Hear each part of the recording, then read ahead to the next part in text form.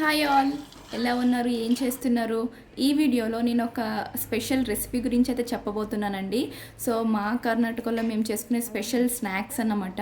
So చాలా టేస్టీగా ఉంటుంది, నాకు తెలిసి అందరికీ నచ్చుతుంది అండ్ హెల్దీ కూడాను. సో పేరు కోసం వెయిట్ చేసేస్తున్నారా? ఇంకా లేట్ చేయకుండా చెప్పేస్తానండి. సేంగా హోలిగి. హోలిగి అంటే బొబ్బట్లు.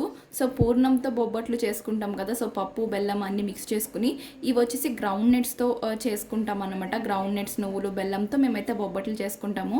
చాలా టేస్టీగా ఉంటాయి అండ్ ఈజీగా 1 month 2 months అయితే స్టోర్ చేసుకోవచ్చు అండి. చాలా హెల్దీ కూడాను. సో ప్రాసెస్ చూసేద్దాము. ఒక 2 cups వేరుశెనగ గుళ్ళు తీసుకున్నామండి. సో దోరగా వేయించుకుని పొట్టు అయితే తీసేసుకున్నాము.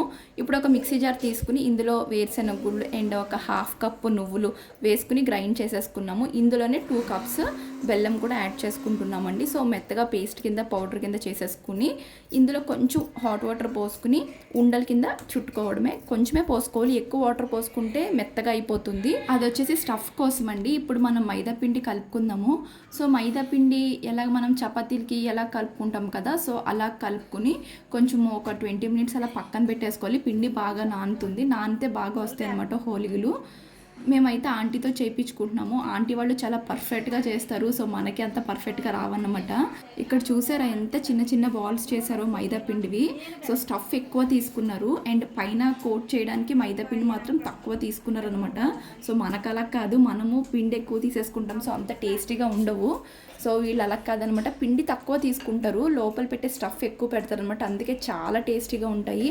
అండ్ ఏదేమైనా కర్ణాటకలో బొబ్బట్లు, రొట్టెలు, సో మళ్ళీ కడుబులు చాలా చాలా బాగా చేస్తారు. మన ఫేవరెట్ అన్నమాట. సో వీళ్ళు చేసినట్టు మనకు అస్సలు రావు.